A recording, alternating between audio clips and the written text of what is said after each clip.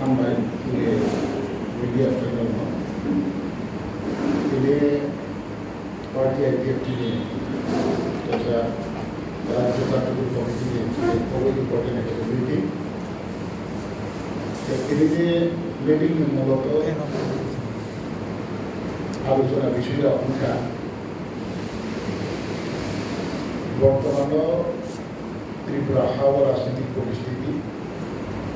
এবং তিনি party IPFT নিয়ে যেটা সাংগঠনিক মানে আমার তিনি আলোচনা তারপরে তিনি থানায় এমসিসি পাইলেই তাদেরকে সিএসি পূর্ণ কমিটি গঠন করবেন যত কেটাল মেম্বার বা কেটাল এক্সিকিউটিভ কমিটিও যে আমার দায়িত্ব মাঝে যত বাইনা কিনা তিনি মিটিংनि মাধ্যমে যত বাই মালায় ঘুরতে সিরিয়াল কাউলা আমরা তিন ইম্পর্টেন্ট মিটিং স্যার বুসকাং আন্দোলন রবে আবা বুসকাং যে তাও সাবিসে ওখানে টিটিডিসিনি চংবার ফাইতা আমরা তো এখানে প্রিপারেশন করবে না এই আরো ওই কাহিনী যে পার্টি আইপিএফটি 2009 সিনে আজকে হার জিত আবো ইলেকশন তো নাই কিন্তু যে কোনো ইলেকশনের জন্য লড়াই খাইবে স্পেশালি থানায় শুধু বা লোকসভা আসনে যেন বিজেপি আইপিএফটি ত্রিপুরা থাকে এলাইনশন থাকে যেন বিজেপি আইপিএফটি ত্রিপুরা থাকে যুক্ত আছে মহারাষ্ট্র তিনি ক্যান্ডিডেট দিয়ে যোগ্য করে কোথায় খাইতা বাকি ইলেকশন দুটো সেপারেট লড়াই খাই বা ইলেকশন লড়াই খাই অবশ্যই আগামী 2026 না আগে দুটো জায়গা হার জিত গাও যিনি দাবি ত্রিপুরালেন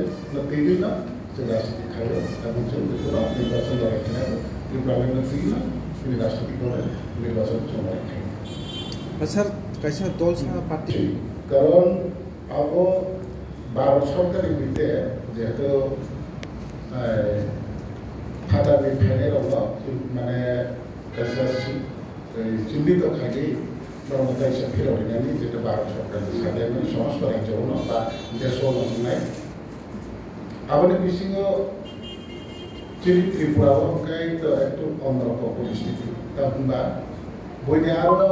দেখাবো যে জায়গার রাজ্য অরাজ্যনি জাতিগোষ্ঠী বা আরও ইন্ডিজিনাসরাও বা আরও মেজরিটি জাতিগোষ্ঠীরাও আরও রাজ্য হচ্ছে ত্রিপুরা হচ্ছেন ধরেন ইন্ডিজিনাস চিনি রাজ্য তিনি হচ্ছেন ভারতবর্ষ সেকেন্ড ক্লাস সিটিজেন হিসাবে হচ্ছেন ত্রিপুরা সুবিধারিত আরও জায়গাও হয়তো চিনি ত্রিপুরাও এই যে ইলিগাল মাইগ্রেন্টস তিনি সামনে খাইছে মানে বৈনিবে কিসা জুদা নাই রাজ্য সরকার হাতে স্টেট নাই না আবার এভাবে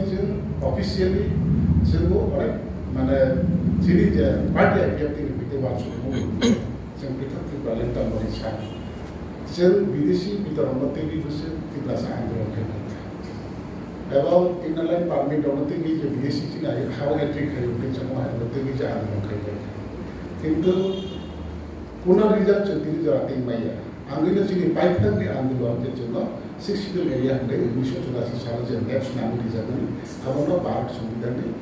মানে আর্টিকেল 3 বিষয়তে আলাদা একটা রাজ্য রিজার্ভ বা जों যতন ভারতীয় যে কাহিনীত মহিলা আন্দোলন খাইবে আমার বাকি চিনি ভারত সরকারের মোস্ট ওয়েলকাম